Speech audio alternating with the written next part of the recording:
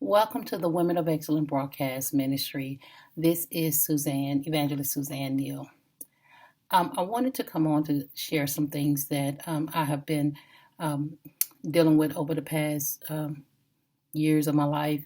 I established the Women of Excellence Ministry for the sole purpose to minister to broken women, women that uh, did not know how to be healed from certain situations or circumstances.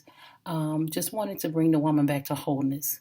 One of my main objectives with the Women of Excellence Ministry is mentoring women that have been sexually assaulted, molested, not just women, but girls, children as well, and even men if that it is a thing. However, we understand that men are less likely to share their experience with a woman. However, at the end of the day, my desire is to see people healed from the wounds, the scars, the shame that comes with being molested, raped, or just abused. One of the things that I'm finding, as I stated, I mentor women. Is one of my goals. I feel like it's my life purpose. One of my life purposes, aside of carrying the gospel of Jesus Christ, I also believe that I've been tasked with the ability or the desire, the will to help women overcome those situations. When I was younger in my life, I was abused. I've been molested by a family member. And also, I had been gang raped. And through that gang rape, I conceived a son. And thanks be to God, I did not abort because I look at him now and I'm truly amazed at what God can do. And then again, I was raped around 20, 21 years old. And so I know what it means to be raped. I know what it means to be molested. And I know what it means to live with it. And I also know what it means to die with it. And if you give me a moment, I will give you clarity on what I mean when I say die with it. Because a lot of times, most of the time, when a woman has been raped or a child has been molested, there is a silence that comes over us, and we're charged to secrecy, shame, and embarrassment, and fear.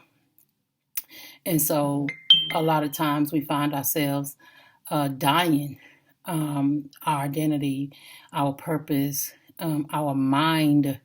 You would be surprised of people that are dealing with depressions and oppressions and different sicknesses and mental disorders simply because they've not been able to face some things, to overcome some things. And so what I want to do as a woman of God and as a survivor of sexual assault is empower other women, empower children, empower men if allowed, to overcome it and not allow it to overtake you and rule your life. I was going to say ruin your life, but that too, but definitely rule your life. So what I've learned through my own experience is that it wasn't my fault. One of the biggest lies that the devil tell us is that it's our fault. Perhaps I should have done something different, or maybe I shouldn't have wore what I had on, or maybe I shouldn't have went where I went. Maybe I shouldn't have been drinking, and maybe I shouldn't have been this, that, or the other. And despite all of that, and whether that's true or not, no one has the right to violate you. No one has the right to rape, molest, take advantage of someone's body and take control over it as if they have no choice but to submit or surrender to a demon that has no power over his own lust. So my goal is to empower women, empower young women, mentally, spiritually, to be able to face it. And after that you face it, you're able to overcome it And part of that process is definitely forgiving the person that has violated you. And while some may think that that is impossible, why should I? And understand that forgiveness is not for that person. That forgiveness is going to be for you. In order for your mind to be sane, in order for your heart not to grow bitter, in order for you to grow and move forward in life, we're going to have to forgive those offenders. And what's odd is that God's love is so powerful that if that offender repented, even to you, unto God, guess what's going to happen? God is going to forgive that person. And so, in order for us to be empowered, we first have to understand that Jesus gave us power on earth to forgive the sins of men, even those sins that were committed against us. And it may sound far fetched, it may seem hard. Yeah, it was hard for me. It was hard for me at the time because the people that I was victimized by was people that I should have been able to trust, with the exception of the gang rape, of course. But you know, when you're molested by a father figure or a family member, or uncle, or auntie, because aunties can be dirty too, and and they're so full of themselves and so full of what they need or what they think they need that they're willing to take advantage of even the least of an individual, then that is really sickening. But nevertheless, I was, you want to be able to trust people, but I learned a long time ago, being a mother now, you can't trust everyone. Sometimes you can't trust anyone. However, you have to trust God. And after that, I had become an adult and had daughters of my own. I definitely went through a period where I didn't trust a man with my girls. I didn't trust a man around my girls, and I lived in fear. And granted, these men in my life, my dad, these were teachers. These were people that would not have. These people would not have harmed my child, whereby you have some teachers that will. You have some fathers that will. You have some stepdads, bonus dads, and adopted families that will. And if we're not careful, we will allow the stigma of being raped or being molested become something that is really not. It's bad enough that when someone is raped, they've already been victimized, and then to share their story or to testify, they have to go through being victimized all over again, from going through the whole the rape kit and being examined by the same nurse and all of those things. Those are degrading moments in our lives. Those of us that have gone through that. However, it was necessary for that moment and to be able to overcome anything, to be healed of any pain. You're going to have to face it. And sometimes that is the hardest thing for us to do, is to be able to face it. Because facing it means I have to acknowledge it. Acknowledging it meaning that I have to deal with it. And it's sometimes we think it's better to cover it up, but it's not. It's not better to cover up. It's better to deal with it, because then you'll have a better understanding of you as a whole person.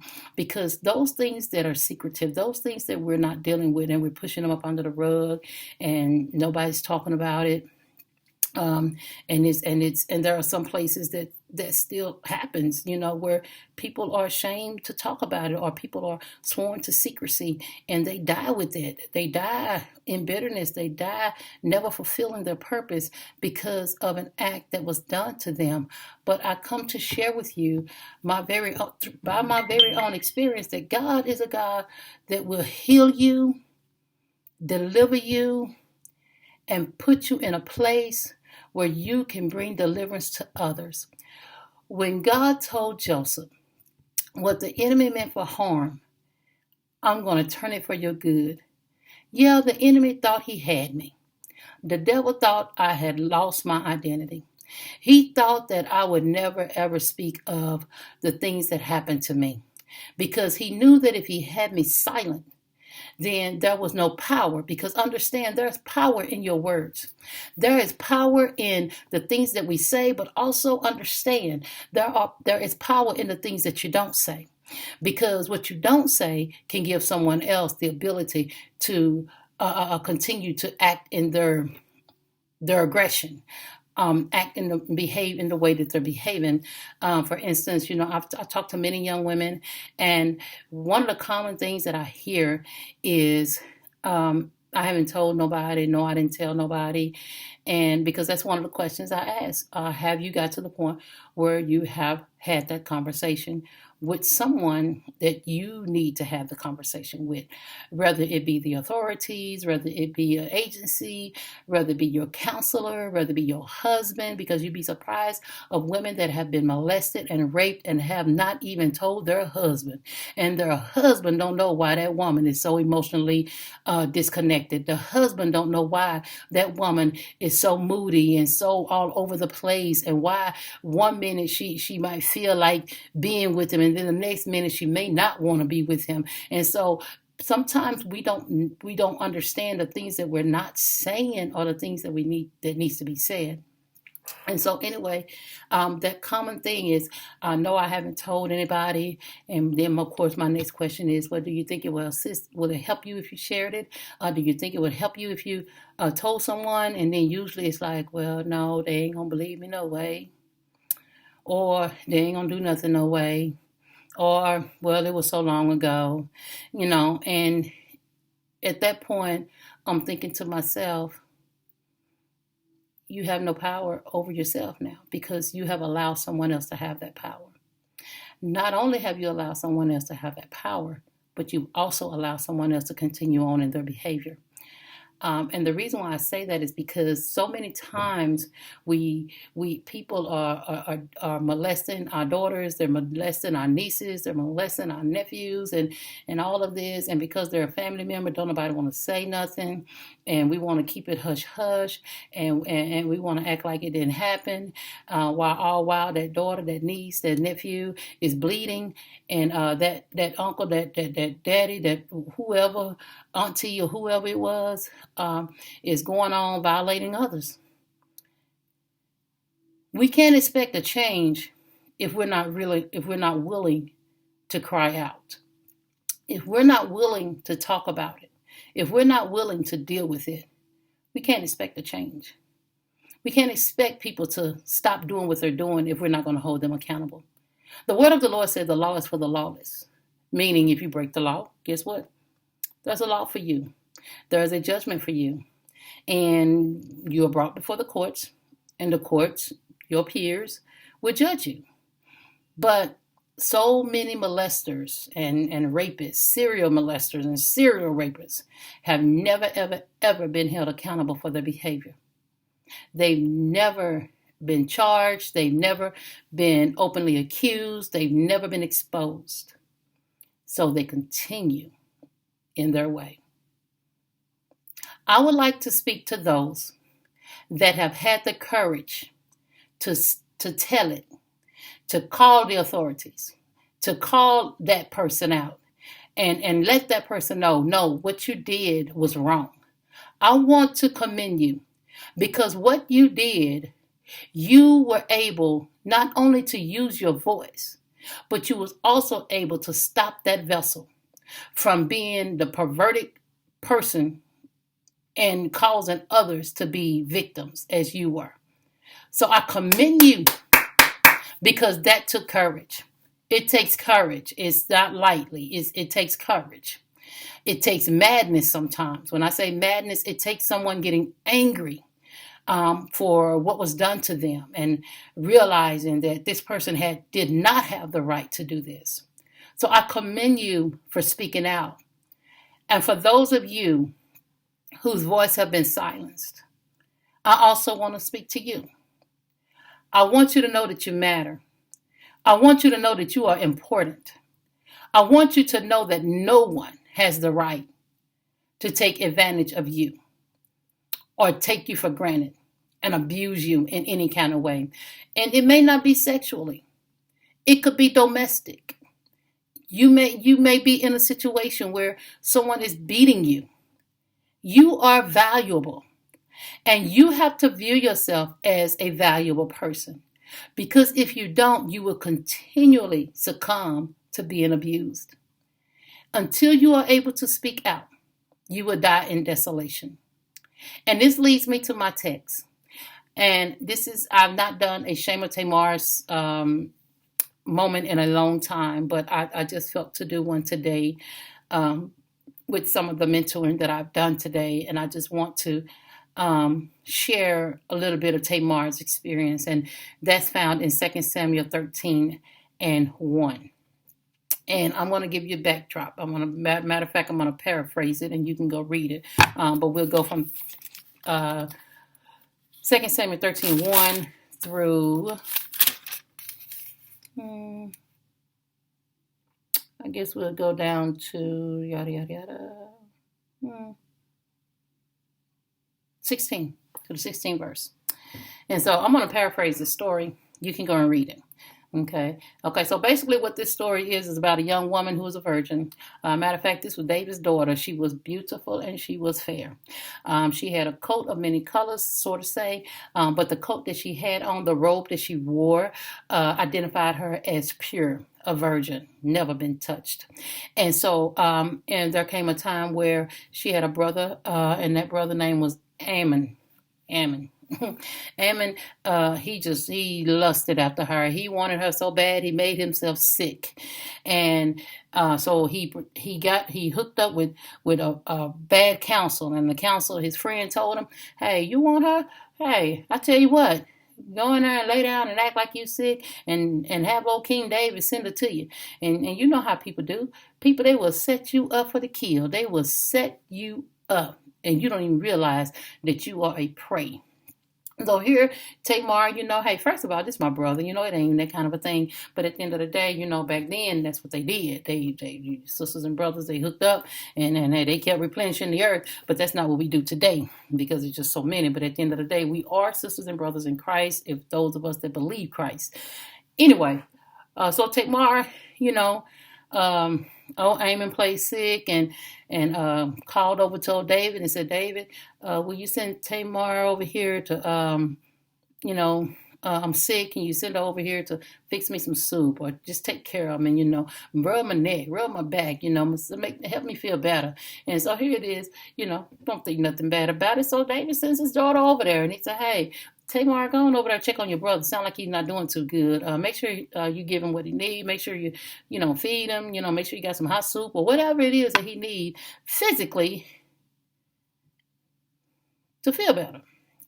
And so, of course, being the sister that she was, she was pretty. She didn't have no ill feeling toward him or nothing like that. So, she went over there and she went to his house, and he done told his servant, hey, go on out and shut the door behind you. So here it is, Tamar, she ain't thinking nothing about it. She just say, hey, I'm fixing you a little soup or whatever it is that you need. I want to make sure that you feel better. But all of a sudden, she feel this old eerie feeling. And this brother, he go to attacking her. And she's like, what in the world are you doing? Why are you doing this? You don't have to do this. You don't have to do this, man. Look. Brothers, sisters, those of you that got that demon of lust on your flesh and you feel like you just got to have somebody. I mean, it's people out there giving it away free, but there's also people out there will sell it to you. But at the end of the day, you ain't got to take nothing from nobody that ain't trying to give it to you. So anyway, that's what the deal was. He took her against her desire. And then the scriptures say after that he took her, he hated her. Didn't want nothing to do with her. Now, you done defiled this young lady, and now you don't like her. You done got what you wanted. Don't that sound familiar? Remember, old school mothers, I don't know what these mothers today telling their girls, but old school mothers used to tell them they don't want but one thing. Once they get what they want, they're going to go on to the next one. That's what they used to tell us. Some of us didn't listen, but that's what they told us.